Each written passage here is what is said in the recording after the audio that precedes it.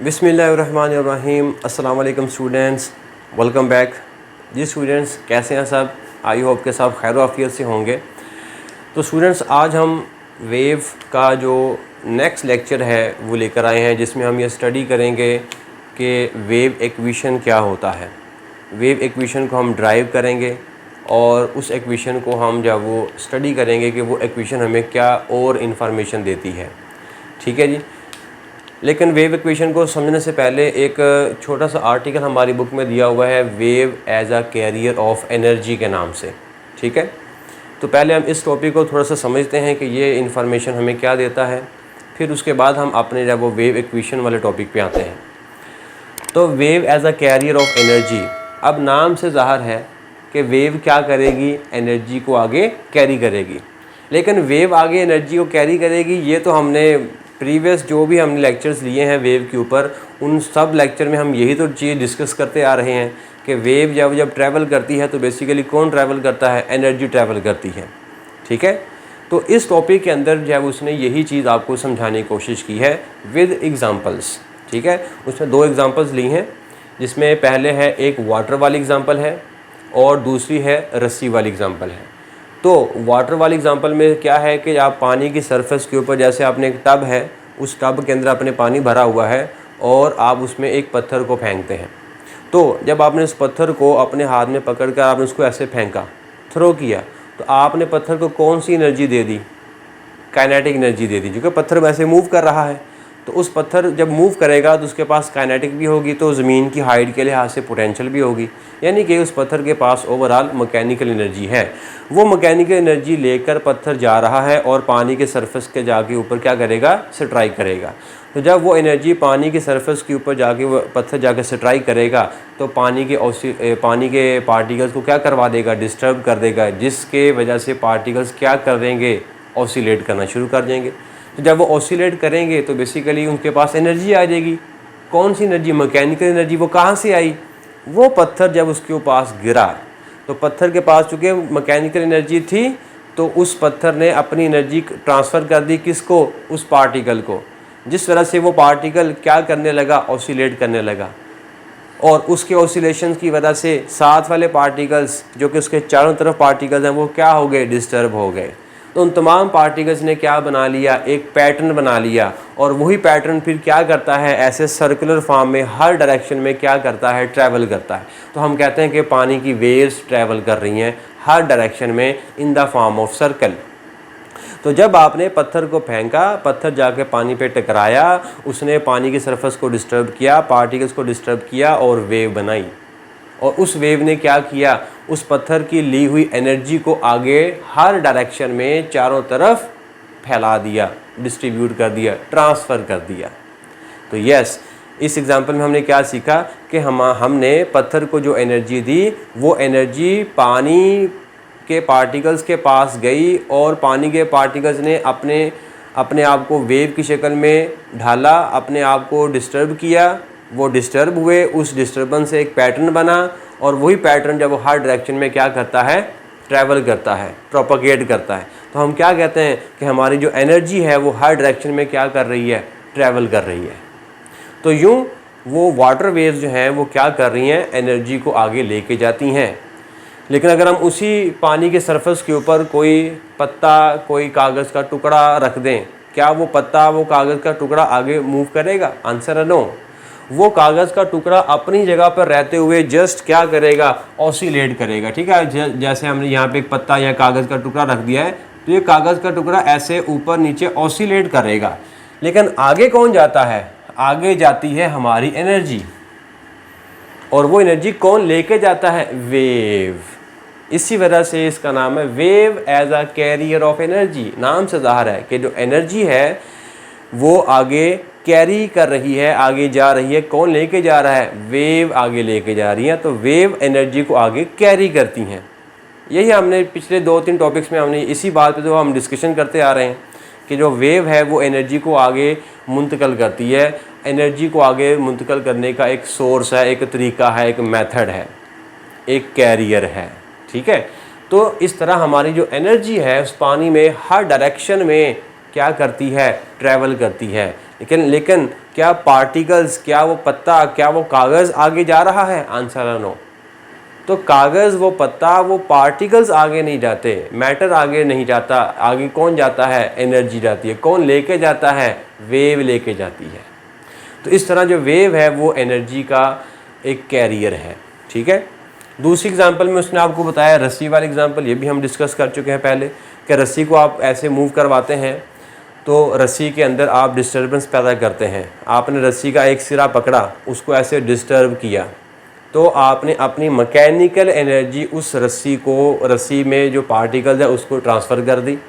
जिस वजह से वो पार्टिकल क्या करता है, अब आपकी दी हुई एनर्जी से ओसिलेट करता है, जिससे वो साथ वाले पार्टिकल को डिस्टर्ब करता है। तो वो तमाम पार्टिकल जब डिस्टर्ब होते हैं तो वो एक पैटर्न बनाते हैं, और वही पैटर्न उस रस्सी में ट्रैवल करता है। तो मतलब कौन ट्रैवल करता है? वेव ट्रैवल करती है।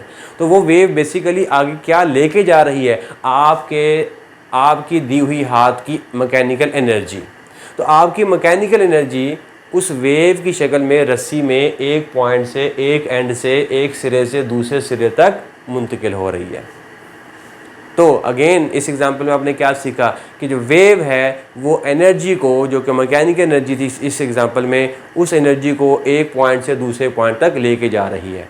क्या मेरा हाथ आगे जा रहा है? क्या उस रस्सी का कोई हिस्सा आगे जा रहा है? कोई पार्टिकल आगे जा रहा है? नो। तो पार्टिकल, रस्सी का सिरा, मेरा हाथ, ये आगे नहीं जा रहा, सिर्फ एनर्जी आगे जा रही है। तो मैटर, पार्टिकल आगे नहीं जाएगा, कौन जाएगा? एनर्जी जाएगी। ठीक है। तो एनर्जी, जब मैंने ऐसे इसको ऑसिलेट किया तो मेरी एनर्जी आगे जाएगी वेव की शक्ल में, वेव लेके जाएगी। लेकिन जो पार्टिकल्स हैं वो अपनी जगह पर रहते हुए क्या करते रहते हैं? जस्ट ऑसिलेट करते रहते हैं।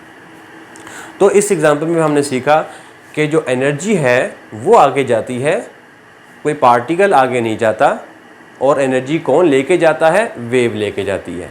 क्लियर? यही बात मैंने एंड पे लिखी है कि wave carries energy without transferring of matter. ठीक है। ये इस आर्टिकल का ये मेन ऑब्जेक्टिव है कि इस पूरे आर्टिकल में हमने सीखना क्या है? हमने ये बात सीखनी है ये कि वेव जो है वो एनर्जी को कैरी करती है, और मैटर को वो आगे नहीं लेके जाती। मैटर अपनी जगह पर, पार्टिकल अपनी जगह पर रहते हुए जस्ट ऑसिलेट कर रहे होते हैं। सिर्फ उनके ऑसिलेट करने से एनर्जी आगे ट्रैवल होती है। ये इस टॉपिक का मेन ऑब्जेक्टिव था। ठीक है। यही बात आपने इसको याद रखनी है। अब ये अपने अल्फाज में भी आप इसको लिख सकते हैं। अगर अब ये लॉन्ग क्वेश्चन में अगर आपको आता है तो आप इसी दो एग्जांपल्स को अपने अल्फाज में एक्सप्लेन कर सकते हैं। ठीक है। 2 नंबर इस एग्जांपल के हो जाएंगे, 2 नंबर इस एग्जांपल के हो जाएंगे। तो आपको पता है कि 4 नंबर का आपको लॉन्ग क्वेश्चन आएगा। तो ये भी लॉन्ग क्वेश्चन में आ सकता है। ठीक हो गया। अच्छा, अब आगे इसी के रिलेटेड 1-2 बातें आपको और सीखनी हैं, और वो है एनर्जी के लिहाज से। देखें, जब मैंने रस्सी को ऐसे ऑसिलेट किया तो मैं एनर्जी दे रहा हूँ, और मेरी वो एनर्जी क्या है? आगे जा रही है। अब बताएं कि अगर मुझे एनर्जी को ज़्यादा आगे भेजना होगा तो मुझे क्या करना पड़ेगा? कौन कौन से ऐसे फैक्टर हैं उस वेव के रिलेटेड जो मेरी एनर्जी को आगे तो भेज रहे हैं, लेकिन मैं चाहता हूं कि ज़्यादा एनर्जी आगे भेजे। तो ज़्यादा एनर्जी आगे भेजने के लिए उस वेव को ऐसा क्या करना पड़ेगा, मुझे ऐसा क्या करना पड़ेगा रस्सी के साथ कि मेरी जो एनर्जी है वो ज़्यादा ट्रांसफ़र हो। ठीक है। तो एनर्जी का जो डिपेंडेंस है वो किन फैक्टर्स पे होता है? ठीक है। वेव जब एनर्जी को आगे लेके जाती है तो वो एनर्जी का डिपेंडेंस जब वो किन किन फैक्टर्स पे होता है कि ज़्यादा एनर्जी आगे जा रही है या कम एनर्जी आगे जा रही है, ये किस बात पे डिपेंड करता है। ठीक है। अब इसको समझने के लिए मैंने 2 डायग्राम आपके सामने रखी हुई हैं। ये डायग्राम एक है और ये दूसरी डायग्राम है। ठीक है। पहले हम इस डायग्राम को डिस्कस करते हैं। तो ये मेरे पास वही रस्सी है। ठीक है। और पहले आप देख सकते हैं कि रस्सी जो है वो ये ऑसिलेट कर रही है, और फिर उसी रस्सी को मैंने इस तरह ऑसिलेट करवाया। तो इन दोनों डायग्राम में क्या डिफरेंस है और क्या सिमिलरिटी है, ये तो सोच के बताएं कि ये जो 2 डायग्राम हैं, इन दोनों डायग्राम्स में क्या चीज़ सेम है, क्या चीज़ कॉमन है और क्या चीज़ डिफरेंट है। तो आप देख सकते हैं, आप वीडियो को पॉज करके सोचें ठीक है, और कमेंट बॉक्स में ज़रा बताएं कि पहली डायग्राम में क्या चीज़ कॉमन है और क्या चीज़ डिफरेंट है। तो अब अगर आप गौर से देखें इन दोनों डायग्राम्स में जो नंबर ऑफ ऑसिलेशन है वो तो सेम है, नंबर ऑफ वाइब्रेशन सेम है, नंबर ऑफ ऑसिलेशन सेम है। तो नंबर ऑफ ऑसिलेशन को ही हमने फिज़िक्स में इस वेव में क्या नाम दिया हुआ था, फ्रीक्वेंसी। तो इन दोनों डायग्राम्स के अंदर फ्रीक्वेंसी सेम है, नंबर ऑफ ऑसिलेशन सेम है। ठीक है, इसमें भी कितनी वेव आन देखें, ये एक वेव यहाँ तक, फिर ये दूसरी वेव यहाँ तक। ठीक है, नीचे देखें, नीचे हमारे पास है यहाँ से लेकर यहाँ तक एक वेव और यहाँ से लेकर यहाँ तक दूसरी वेव। तो दोनों डायग्राम्स में दो दो वेव ही हैं, मतलब 2 बार ऑसिलेट किया गया है रस्सी को, मतलब फ्रीक्वेंसी कैसी है, सेम है। दोनों डायग्राम में फ्रीक्वेंसी कैसी है, सेम है। कितनी है, 2 हर्ट्ज़। कैसे पता चला, क्योंकि 2 वेव है यहाँ पर, तो यहाँ पे 2 बार ऑसिलेशन हुआ है, तो इसी वजह से हम नंबर ऑफ ऑसिलेशन को क्या बोलते हैं, फ्रीक्वेंसी कहते हैं। तो इन दोनों डायग्राम में फ्रीक्वेंसी कैसी है, एक जैसी है। लेकिन डिफरेंस क्या है, डिफरेंट आप देख सकते हैं, डिफरेंट है कि ये जो वेव है ये ऊपर कम उठी हुई है और ये वाली वेव ऊपर ज़्यादा उठी हुई है। तो ज़्यादा उठी हुई है या कम उठी हुई है, इसको हम क्या नाम देते हैं, एम्पलीट्यूड। ठीक है, तो ये जो है वेव, इस वेव का जो एम्पलीट्यूड है पहली वाली वेव का, ये पहली वाली वेव का कम एम्पलीट्यूड है और दूसरी वाली वेव का ज़्यादा एम्पलीट्यूड है। तो अब ज़रा सोच के बताएं कि इन दोनों वेव, ये दोनों वेव क्या कर रही हैं, एनर्जी को आगे कैरी कर रही हैं। लेकिन कौन सी वेव, ऊपर वाली या नीचे वाली, कौन सी वेव, कौन सी डायग्राम में एनर्जी आगे ज़्यादा जा रही होगी, ये ज़रा सोच के बताएं, कमेंट बॉक्स में ज़रा बताएं ज़रा फटाफट से। ठीक है, वीडियो को पॉज करें और बताएं इसमें कि कौन सी वेव ज़्यादा एनर्जी को आगे कैरी कर रही है। शाबाश शाबाश, जल्दी से, हरी अप। तो इसमें वो वेव ज़्यादा एनर्जी को आगे कैरी कर रही है जो ज़्यादा ऊपर उठी हुई है, जिसका एम्पलीट्यूड ज़्यादा है। ज़रा इमेजिन करें, सोचें कि मेरे हाथ में रस्सी है, मैं रस्सी में मैंने 2 बार ऐसे ऑसिलेट करना है। ठीक है, जैसे डायग्राम में दिखाया है, 2 बार मैंने ऑसिलेट करवाना है। तो मैंने 2 बार ऑसिलेट करवाया, पहले मैंने इस एम्पलीट्यूड के साथ ऑसिलेट करवाया। मान लीजिए कि ये जो एम्पलीट्यूड है ये 1 मीटर है, मान लीजिए ये 1 मीटर है या आधा मीटर है, 0.5 मीटर है ये वाला। ठीक है, ये जो एम्पलीट्यूड हमारे पास कितना है, 0.5 मीटर है, और ये एम्पलीट्यूड है हमारे पास कितना है, 1 मीटर है। तो पहले मैंने वेव को 0.5 मीटर तक मैंने ऐसे ऑसिलेट करवाया और फिर मैंने उसी रस्सी को 1 मीटर तक ऐसे ऑसिलेट करवाया। तो ज़रा सोचें, ज़्यादा एम्पलीट्यूड में जब मैं उस रस्सी को वाइब्रेट करवाऊंगा तो मेरी एनर्जी ज़्यादा लगेगी। ठीक है, ज़्यादा ऊपर नीचे ज़्यादा ऑसिलेट करवाना पड़ेगा तो ज़्यादा एनर्जी मेरी लगेगी। अगर मुझे आस्ता आस्ता ऑसिलेट करवाना पड़ेगा, मतलब कम एम्पलीट्यूड से ऑसिलेट करवाना पड़ेगा, तो कम एनर्जी लगेगी। ठीक है, तो यहाँ पर एम्पलीट्यूड का डिफरेंस है, इसका एम्पलीट्यूड कम है, इसका एम्पलीट्यूड ज़्यादा है। तो जिस वेव का एम्पलीट्यूड कम होगा, शर्त क्या है कि उसकी फ्रीक्वेंसी भी कैसी होनी चाहिए, सेम। हाँ, शर्त क्या है कि उसकी फ्रीक्वेंसी है वो कैसी है, सेम। तो अगर फ्रीक्वेंसी सेम है तो कौन सी वेव एनर्जी को आगे ज़्यादा लेकर जाएगी, आंसर है जिसका एम्पलीट्यूड ज़्यादा है, जिसको ज़्यादा ऊपर नीचे वाइब्रेट करवाना पड़ेगा वो एनर्जी ज़्यादा आगे लेके जाएगी, जिसको कम ऊपर नीचे मूव करवाना पड़ेगा वो कम एनर्जी आगे लेके जाएगी। Is it clear? तो larger is the amplitude, greater will be the energy transferred, smaller the amplitude, smaller will be the energy transferred. Is it clear? तो यहाँ पर हमने क्या देखा कि जो एनर्जी है, मैं इसको यहाँ पे लिख देता हूँ कि यहाँ पे जो एनर्जी है, energy is directly proportional to what, amplitude. ठीक हो गया, energy is directly proportional to amplitude, E is proportional to A. ठीक हो गया बेटा, ये आपने एक रिजल्ट याद रखना है कि energy is directly proportional to amplitude, लेकिन शर्त क्या है, फ्रीक्वेंसी रिमेन्स कांस्टेंट। ठीक है, इस केस में जो मैं यहाँ पे लिख देता हूँ, जब आप इसको नोट कर लीजिएगा, ठीक है। एनर्जी और एम्पलीट्यूड का रिलेशन डायरेक्ट होता है, लेकिन शर्त क्या है कि उसमें फ्रीक्वेंसी कैसी होनी चाहिए, सेम होनी चाहिए। ठीक हो गया।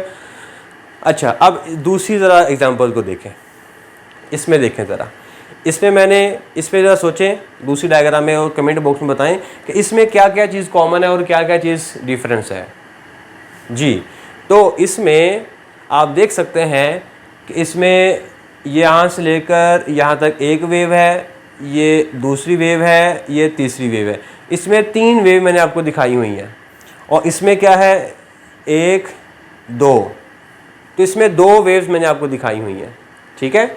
सेम टाइम पे, टाइम भी यहाँ पे कैसा है, सेम है, हाँ ठीक है। इसमें फ्रीक्वेंसी और टाइम पीरियड एक जैसा है, और फ्रीक्वेंसी और टाइम पीरियड और मीडियम, ये सारी बातें याद रखिएगा, ठीक है। अगर एम्पलीट्यूड और एनर्जी का आपस में डायरेक्ट रिलेशन है तो शर्त क्या है, शर्त ये है कि फ्रीक्वेंसी सेम होनी चाहिए, मीडियम सेम होना चाहिए, टाइम पीरियड सेम होना चाहिए। ये 3 चीज़ें कांस्टेंट होते हुए फिर आप बता सकते हो कि ई और ए का आपस में रिलेशन कैसा है, डायरेक्ट है, ठीक है। जब भी आपको 2 चीज़ों के दरमियान रिलेशन बताना है तो बाकी सारी चीज़ें कैसी होनी चाहिए, कांस्टेंट। इसीलिए बाकी सबको कांस्टेंट होना पड़ेगा। सब में कौन कौन शामिल है, फ्रीक्वेंसी शामिल है सब में, और सब में कौन कौन शामिल है, मीडियम एक जैसा होना चाहिए, ठीक है, और टाइम पीरियड भी एक जैसा होना चाहिए। टाइम पीरियड से मुराद है कि एक ही वक्त में हमने इन दोनों को हमने जनरेट किया है, ठीक है। एक बार कम एम्पलीट्यूड से, एक बार ज़्यादा एम्पलीट्यूड से, तो टाइम पीरियड हमने सेम रखा हुआ है। तो टाइम पीरियड सेम होना चाहिए, मीडियम आपका सेम होना चाहिए, फ्रीक्वेंसी आपकी सेम होनी चाहिए, तब जाकर ई और ए का जो रिलेशन है वो कैसा होगा, डायरेक्ट होगा, ठीक है। मैं इसको थोड़ा सा, चलो मैं यहाँ पे लिख देता हूँ कि फर्स्ट केस में frequency, time period and medium, ठीक है, शुड रिमेन सेम, ठीक हो गया। पहले केस में ये है। अब दूसरे केस में देखें, दूसरे केस में आप देख सकते हैं कि इसमें मैंने ज़्यादा वेव्स को बनाया हुआ है और यहाँ पे मैंने कम वेव्स को बनाया हुआ है। तो किस चीज़ का डिफरेंस है, नंबर ऑफ ऑसिलेशन का डिफरेंस है, कि इसमें मैंने नंबर ऑफ ऑसिलेशन 3 बनाई हैं, यहाँ पे मैंने नंबर ऑफ ऑसिलेशन 2 बनाई हैं। मतलब इसकी फ्रीक्वेंसी इस वेव की ज़्यादा है और यहाँ पर फ्रीक्वेंसी मैंने कम रखी हुई है, तो फ्रीक्वेंसी का डिफरेंस है। तो कॉमन क्या है, हाँ कॉमन है कि जितना एम्पलीट्यूड मैंने यहाँ पे बनाया है लगभग मैंने उतना ही यहाँ पे बनाया है। तो एम्पलीट्यूड दोनों वेव्स का कैसा है, एक जैसा है, ठीक है। और मीडियम भी एक जैसा है, जो कि दोनों रस्सी पे मैंने बनाई हुई है, रस्सी पे बनाई हुई है, तो रस्सी दोनों के लिए एक है, मीडियम सेम हो गया।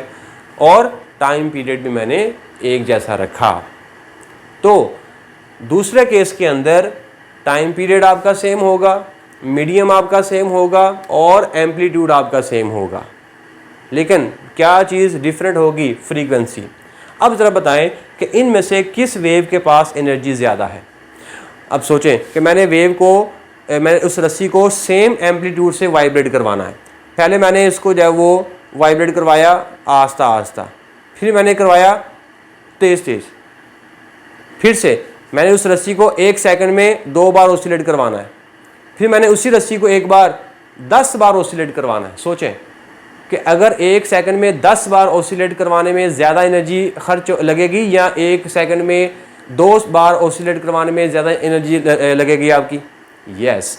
तो अगर आपने एक ही सेकंड में ज़्यादा बार उसमें ऑसिलेशन करवाना है तो आपकी हाथ की एनर्जी भी ज़्यादा लगेगी, मैकेनिकल एनर्जी आपकी ज़्यादा लगेगी। अगर आपने इसको आस्ता आस्ता ऑसिलेट करवाना है तो एनर्जी कम लगेगी, ठीक है। तो इट मीन्स कि जितनी फ्रीक्वेंसी ज़्यादा होगी, जितना ऑसिलेशन आप ज़्यादा करवाएंगे, आपकी एनर्जी भी उतनी ज़्यादा लगेगी उतने ही टाइम में। टाइम भी उतना ही है, टाइम कांस्टेंट है, मीडियम भी कांस्टेंट है, और एम्पलीट्यूड भी कांस्टेंट है। तो मीडियम कांस्टेंट, एम्पलीट्यूड कांस्टेंट और टाइम पीरियड कांस्टेंट, जब ये तीनों चीज़ें कांस्टेंट होंगी तो फिर फ्रीक्वेंसी का और एनर्जी का क्या रिलेशन होगा, डायरेक्ट। तो जितना ज़्यादा ऑसिलेट करवाना पड़ेगा उतनी ज़्यादा एनर्जी आगे जाएगी, जितना कम ऑसिलेट करवाना पड़ेगा उतनी कम एनर्जी जाएगी, ठीक है। शर्त शर्त वही है, medium constant, time constant, amplitude constant. तो दूसरे केस में क्या क्या कांस्टेंट है? दूसरे केस में एम्पलीट्यूड कांस्टेंट, टाइम कांस्टेंट और मीडियम शुड रिमेन सेम। ये अगर रिक्वायरमेंट पूरी हो रही है ना, तब जाके क्या होगा कि जो एनर्जी है is directly proportional to what? Frequency. ठीक है, कि E is proportional to F, कि एनर्जी और फ्रीक्वेंसी आपस में डायरेक्टली प्रोपोर्शनल हैं। शर्त क्या है? शर्त है ये वाली चीज़। जी बेटा, यहाँ तक हुआ क्लियर? तो देख लें कितनी सारी बातें निकल आई उसी एक छोटे से टॉपिक में। तो यही बातें जब वो आपसे नेक्स्ट जब वो पेपर में पूछी जा सकती हैं, कॉन्सेप्चुअल बातें। ठीक है ना, आपका 25% जो पेपर है वो आपका कॉन्सेप्चुअल बेस पे आना है, थिंकिंग बेस पे आना है, इसलिए इस तरह की चीज़ें आप नोट किया करें। ओके बेटा, यहाँ तक होगा क्लियर? तो wave as a carrier of energy में यही हमने कुछ चंद एक बातें सीखनी है, और भी बातें आएंगी ज़हन में तो मैं आपको साथ साथ गाइड करता जाऊँगा इंशाल्लाह लाजमी। अब हम चलते हैं, हमारा जो नेक्स्ट टॉपिक है that is wave equation. Basically it is a relation between velocity, speed, wavelength and frequency of A wave. This relationship is called wave equation. यानी कि उस वेव की जो स्पीड होगी, उसकी जो फ्रीक्वेंसी होगी और उसकी जो वेवलेंथ होगी, इन सब के दरमियान जो रिलेशनशिप है, उस रिलेशन को बेटा हमने नाम दिया हुआ है वेव इक्वेशन का। ठीक है, इसको अगर हम मैथमेटिकली लिखना चाहें, so we can write as mathematically v is equals to F lambda. ठीक है जी। अब हम इस चीज़ को थोड़ा सा प्रूव करते हैं। प्रूव दैट, इसको हम जब वो प्रूव दैट दिस, ठीक है, इस चीज़ को हम प्रूव करते हैं।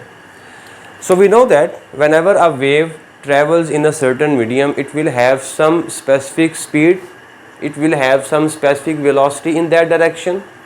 तो अगर उसकी स्पीड और डायरेक्शन, उसकी वेलोसिटी है, तो उसकी स्पीड को हम कैसे फाइंड कर सकते हैं? So speed is equal to distance upon time. ठीक है जी, और we can write as v is equal to distance upon time से इक्वेशन नंबर 1 कि 1 सेकंड में वो कितना डिस्टेंस कवर करेगी, वो उसकी स्पीड कहलाएगी। कोई भी ऑब्जेक्ट उसकी स्पीड मालूम करते हैं तो हम इसी फार्मूले से मालूम करते हैं कि वो ऑब्जेक्ट यूनिट टाइम में कितना डिस्टेंस कवर करता है। उसी यूनिट टाइम में डिस्टेंस कवर करने वाले को हम क्या कहते हैं? उसकी स्पीड कहते हैं कि 1 सेकंड में वो कितना डिस्टेंस कवर कर लेता है। उसी कवर्ड शुदा डिस्टेंस को हमने क्या नाम दिया हुआ है? स्पीड। अब यही स्पीड अगर हम वेव की शक्ल में वेव के ऊपर अप्लाई करें तो इसको हम कैसे फाइंड करेंगे? देखें, ये हमारे पास एक वेव है, ये हमारे पास एक वेव है और यहाँ पे एक पार्टिकल है। इस पार्टिकल को हमने पकड़ा और इसको ऐसे ऑसिलेट करवाया। ठीक है, तो अब जब मैंने इस रस्सी में इस पार्टिकल को ऐसे ऑसिलेट करवाऊंगा तो रस्सी में वेव बनेगी और वो वेव जब वो क्या करेगी? ट्रैवल करेगी उस रस्सी में। तो 1 सेकंड में मैंने उसको ऑसिलेट करवाया। ठीक है, 1 सेकंड में मैंने उसको ऑसिलेट करवाया तो 1 सेकंड में जो वेव बनेगी वो कुछ ना कुछ डिस्टेंस भी कवर करेगी। और वो कितना डिस्टेंस कवर करेगी? वो डिस्टेंस किसके बराबर होगा? जैसे ये मैंने 1 सेकंड में वेव को ऐसे प्रोड्यूस किया, वेव को ऐसे बनाया। ठीक है, तो वेव जब वो ऐसे ट्रैवल करते हुए यहाँ तक जाएगी। ठीक, तो यहाँ से लेकर यहाँ तक ये इसने डिस्टेंस कवर कर लिया 1 सेकंड में। इसने क्या कवर कर लिया? डिस्टेंस। अब ये डिस्टेंस इसका कितना होगा ज़रा सोचें। तो यहाँ से लेकर यहाँ तक इस डिस्टेंस को हमने क्या नाम दे रखा है? इसी डिस्टेंस को हमने नाम दे रखा है वेवलेंथ। ठीक है जी, इसी डिस्टेंस को हमने क्या नाम दिया हुआ है? वेवलेंथ के यहाँ से लेकर यहाँ तक ये डिस्टेंस होता है, इसको हम क्या बोलते हैं, वेवलेंथ कहते हैं। तो अगर मैंने इसको 1 सेकंड में ऐसे ऑसिलेट करवाया उस पार्टिकल को, उस पार्टिकल से उस रस्सी में जो वेव बना, वो वेव यहाँ से यहाँ तक ट्रैवल किया, तो उस वेव ने कितना डिस्टेंस कवर किया, अपनी वेवलेंथ के बराबर। यानी कि उसकी जितनी लंबाई होगी उस वेव की, तो वो 1 सेकंड में उतना ही वो डिस्टेंस कवर करेगी, यानी कि अपनी वेवलेंथ के बराबर डिस्टेंस कवर करेगी। ठीक हो गया। और ये डिस्टेंस इसने कितने टाइम में कवर किया है, यूनिट टाइम में। तो 1 सेकंड में मैंने फ़र्ज़ किए मैंने इसको एक बार ऑसिलेट करवाया, 1 सेकंड में ऑसिलेट करवाया, तो 1 सेकंड में ये कितना दूर चली गई, कितना इसने डिस्टेंस ट्रैवल किया, तो 1 सेकंड में इसने अपनी एक वेवलेंथ जितना डिस्टेंस कवर किया। ठीक है। तो टाइम इसने कितना लिया, टाइम इसने लिया 1 second. So time is equals to 1 second. तो अब इन्हीं पैरामीटर्स को हम वेव की टर्म्स में कुछ ऐसे रिप्लेस कर देते हैं कि वेव ने डिस्टेंस कवर किया, उस डिस्टेंस को हम किसके बराबर रिप्लेस कर देते हैं, वेवलेंथ के। ठीक है जी। और ये जो डिस्टेंस है ये कितने टाइम में कवर हो रहा है, उस टाइम को हम क्या नाम दे देंगे, उस टाइम को हम नाम दे देंगे टाइम पीरियड। टाइम पीरियड क्या होता है कि एक ऑसिलेशन में कितना टाइम लगता है, तो हमने उसको एक ऑसिलेशन करवाया, उस एक ऑसिलेशन में उस वेव ने जितना भी डिस्टेंस कवर किया वो वेवलेंथ है, वो उसका डिस्टेंस है। तो टाइम कितना लगा, 1 second.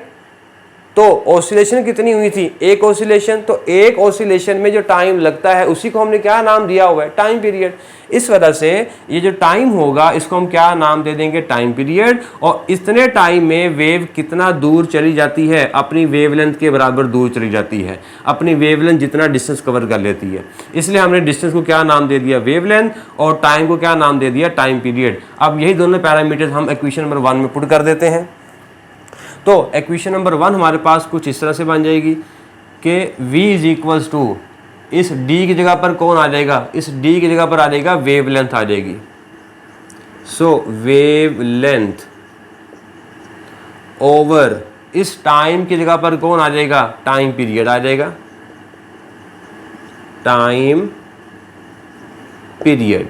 So we can write as lambda over t। ठीक है। तो ये इक्वेशन कैसी बन गई, v is equals to lambda upon t। अब हम जानते हैं यहाँ से वी नो दैट कि 1 ओवर t बेसिकली क्या होता है, फ्रीक्वेंसी होता है। ठीक है। 1 over T is equal to F.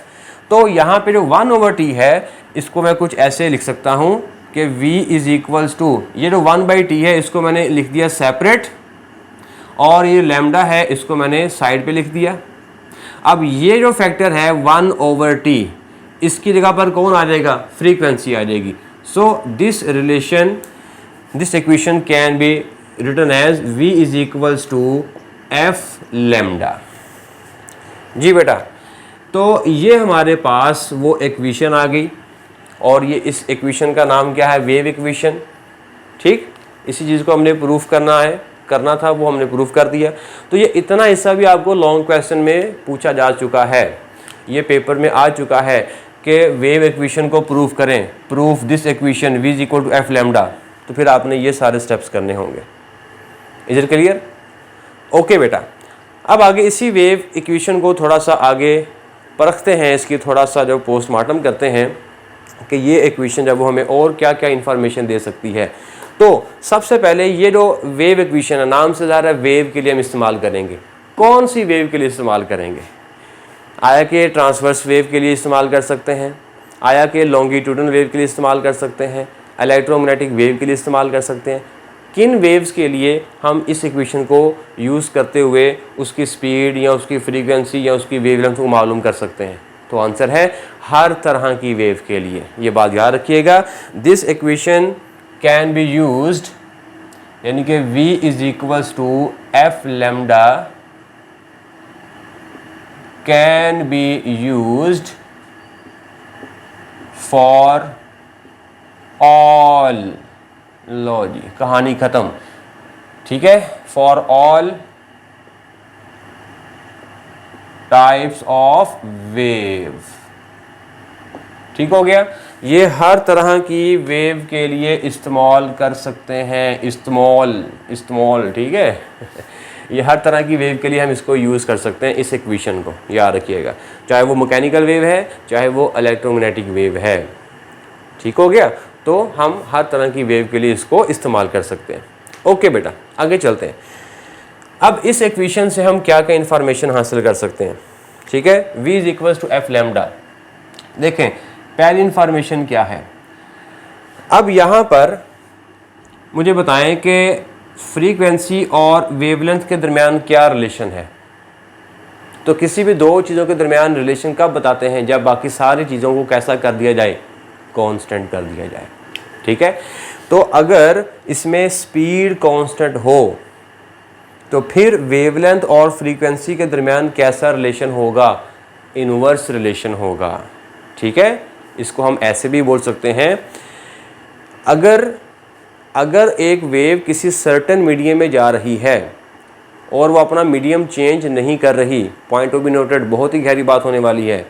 अगर कोई वेव एक ही मीडियम में ट्रैवल कर रही है, जैसे फ़र्ज़ करें वो वाटर में ट्रैवल कर रही है और वो वाटर से एयर में नहीं आ रही या वो वाटर से किसी सॉलिड मटेरियल में नहीं जा रही, तो सिर्फ वो वाटर में ही ट्रैवल कर रही है, तो जब तक वो उसी मीडियम में रहेगी उसकी स्पीड के ऊपर कोई इफ़ेक्ट नहीं पड़ेगा।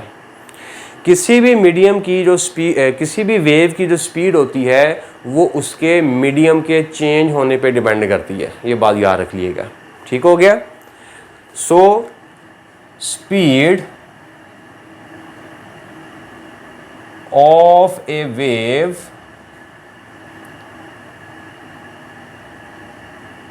डिपेंड्स ऑन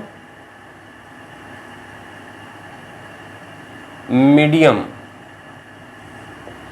ठीक है जी, अगर आप मीडियम चेंज करेंगे तो उसकी वेव चेंज हो जाएगी, उसकी स्पीड चेंज हो जाएगी। ठीक है, मीडियम के चेंज करने से उसकी स्पीड चेंज हो जाएगी। मान लीजिए अगर वो एक ही मीडियम में है, तो अगर वो एक ही मीडियम में है तो उसकी स्पीड कैसी रहेगी? कांस्टेंट रहेगी। अगर उसकी स्पीड कांस्टेंट है, ठीक है जी, दिस इंप्लाइज दैट अगर मैंने स्पीड को क्या कर दिया, constant is equals to F lambda, और कांस्टेंट ओवर, इनमें से मैंने लैम्डा को फर्ज कर मैं नीचे ले आया और इधर कौन बच गया, एफ। तो constant over lambda is equal to F, इसमें मैंने स्पीड को मैंने कैसे कर दिया, कांस्टेंट। तो अगर स्पीड कांस्टेंट है तो एफ और लैम्डा के दरमियान क्या रिलेशन निकलेगा यहाँ से? Yes, 1 over lambda is proportional to F. ठीक हो गया, तो ये हमें क्या इंफॉर्मेशन दे रहा है कि फ्रीक्वेंसी और वेवलेंथ आपस में इनवर्स रिलेशन में है। अगर फ्रीक्वेंसी बढ़ेगी तो वेवलेंथ कम हो जाएगी, अगर फ्रीक्वेंसी कम होगी तो वेवलेंथ बढ़ जाएगी, लेकिन शर्त क्या है कि वो वेव अपना मीडियम चेंज ना कर रही हो, वो वेव अपना मीडियम चेंज ना कर रही हो, मतलब उसकी स्पीड चेंज ना हो रही हो। तो अगर उसकी स्पीड चेंज नहीं हो रही तब ये वाली हमें रिलेशन देखने को मिलेगा। Is it clear? तो ये बहुत ही इंपॉर्टेंट पॉइंट था। ओके बेटा, तो वी अगर उसकी चेंज नहीं हो रही तो फिर फ्रीक्वेंसी और वेवलेंथ के दरमियान इन्वर्स रिलेशन होगा।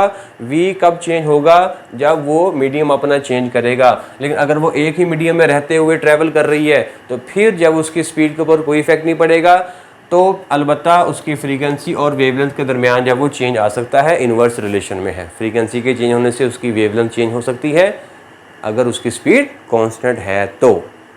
ओके बेटा, आगे चलते हैं। अब मुझे बताएं कि स्पीड और वेवलेंथ के दरमियान क्या रिलेशन है। ठीक है, दूसरा रिलेशन कि वेलोसिटी यानी कि speed is proportional to what, wavelength. ठीक है, इसमें क्या चीज़ कांस्टेंट है? इसमें चले पहले इसको ऐसे लिख लेते हैं कि velocity is equal to frequency की जगह पर मैंने क्या लिख दिया, कांस्टेंट। ठीक है, और मल्टीप्लाई में हमारे पास कौन आ गया, वेवलेंथ। अब इस कांस्टेंट को यहाँ पे ख़त्म करते हैं। So this implies that v is proportional to wavelength. तो v जब वो वेवलेंथ के प्रोपोर्शनल हो गया, इट मीन्स दैट कि अगर हम वेवलेंथ को बढ़ाएंगे तो वेलोसिटी भी क्या हो जाएगी, बढ़ जाएगी, ठीक है। और अगर हम वेवलेंथ को कम करेंगे तो वेलोसिटी भी क्या हो जाएगी, कम हो जाएगी। तो डायरेक्ट रिलेशन है। लेकिन इसमें शर्त क्या है, शर्त है ये वाली चीज़, किसको हमने कांस्टेंट माना हुआ है, if frequency is not changing. तो अगर तो उसकी फ्रीक्वेंसी चेंज नहीं हो रही है तब ये ऐसा होगा, कैसा कि वेवलेंथ के चेंज होने से उसकी स्पीड भी चेंज हो जाएगी। क्लियर। अगर फ्रीक्वेंसी सेम है, फ्रीक्वेंसी कांस्टेंट है, तो वेवलेंथ के चेंज होने से वेलोसिटी, उसकी स्पीड चेंज हो जाएगी। वेवलेंथ ज़्यादा होगी तो स्पीड भी ज़्यादा हो जाएगी, वेवलेंथ कम होगी तो स्पीड भी कम हो जाएगी, but the condition is the frequency remains constant. Clear. अब ज़रा यहाँ से देखकर बताएं कि ये वाला जो दूसरा केस है, इसमें क्या वो अपना मीडियम चेंज कर रही है, वो वेव अपना मीडियम चेंज कर रही है? आंसर है यस। कैसे पता चला? उसकी वेलोसिटी चेंज हो रही है। अभी हमने ऊपर पढ़ा कि वेलोसिटी का जो इफेक्ट है वो उसके मीडियम पे डिपेंड करता है। अगर आप मीडियम चेंज कर दोगे तो उसकी वेलोसिटी चेंज हो जाएगी। तो यहाँ पर हम क्या देख रहे हैं कि उसकी वेलोसिटी चेंज हो रही है, इसका मतलब कि वो वेव क्या कर रही होगी, वो वेव अपना मीडियम चेंज कर रही होगी। क्लियर। तो अगर वो वेव अपना मीडियम चेंज कर ले तो उसकी स्पीड भी चेंज हो जाएगी और उसकी वेवलेंथ के ऊपर भी इफेक्ट आएगा, लेकिन फ्रीक्वेंसी चेंज नहीं होगी। अब ये बहुत इंपॉर्टेंट पॉइंट है। तो फ्रीक्वेंसी जो होती है, ये बेटा याद रख लीजिएगा, फ्रीक्वेंसी जब वो किसी वेव की डिपेंड करती है किस पर, सोर्स पर, ठीक है, कि वो सोर्स जो उस वेव को जनरेट कर रहा है। जैसे रस्सी को मैंने पकड़ा हुआ है, मैं रस्सी को जब वो 1 सेकंड में 5 बार ऑसिलेट कर रहा हूँ तो मेरे हाथ की फ्रीक्वेंसी कितनी है, 5 हर्ट्ज़। तो वेव भी कितने हर्ट्ज़ वाली पैदा होगी, 5 हर्ट्ज़ वाली पैदा होगी। अगर मैं रस्सी को 1 सेकंड में 2 बार ऑसिलेट कर रहा हूँ तो अब मेरे हाथ की फ्रीक्वेंसी कितनी है, 2 हर्ट्ज़। तो जो वेव यहाँ से निकलेगी, जो वेव रस्सी पर बनेगी, वो भी 2 हर्ट्ज़ की बनेगी। तो the frequency of the wave depends upon the frequency of the source. Point to be noted, बहुत अहम बात है, ठीक है, कि जो फ्रीक्वेंसी होती है, frequency of A wave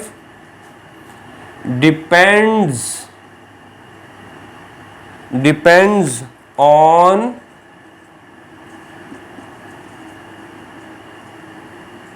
frequency of source. ये बहुत ही इंपॉर्टेंट बात है, ठीक है जी, ये बहुत ही इंपॉर्टेंट बात है कि फ्रीक्वेंसी किसी भी वेव की किस पर डिपेंड करती है, उसके सोर्स की फ्रीक्वेंसी पर डिपेंड करती है।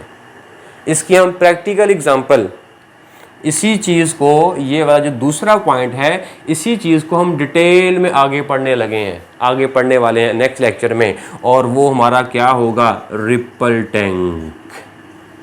शाबाशे, रिपल टैंक। तो रिपल टैंक के अंदर बेसिकली हमने इस फिनोमिना को भी देखना है। ये जो दूसरा हमने केस पढ़ा है कि जिसमें फ्रीक्वेंसी जब वो सेम रहेगी, अलबत्ता उसकी स्पीड और वेवलेंथ के ऊपर इफ़ेक्ट आ रहा होगा। तो किसी भी वेव की जो फ्रीक्वेंसी होती है बेटा, वो डिपेंड करती है सोर्स की फ्रीक्वेंसी पर, कि सोर्स किस कदर ऑसिलेट कर रहा है, कितनी फ्रीक्वेंसी से ऑसिलेट कर रहा है, ये उसकी फ्रीक्वेंसी पे ही डिपेंड करती है, वेव की फ्रीक्वेंसी। ठीक है बेटा जी। तो ये थे चंद एक पॉइंट्स, इसको आप बड़े अच्छे से नोट कर लें। इसमें आपने देखा ये दोनों ही आपके लॉन्ग क्वेश्चन में आ सकते हैं। ये वाला आर्टिकल भी, wave as a carrier of energy, और ये वाला आर्टिकल तो लॉन्ग में आ चुका है, ठीक है। और बाकी सारे जो है वो MCQs और शॉर्ट क्वेश्चन पर आपकी बातें थी। तो इसके साथ ही बेटा आज का टॉपिक हमारा ख़त्म होता है।